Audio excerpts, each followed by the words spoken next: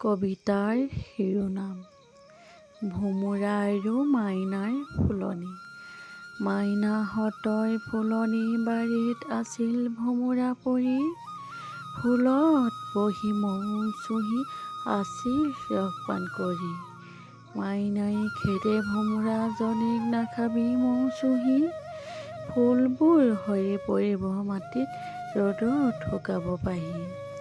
ভোমোৰাজনীয়ে গুণগুণ কৰি ওপৰলৈ উৰা মাৰে, মৌ চুহি থাকোঁতে আকৌ মাইনা ক'ৰ পৰা আহে।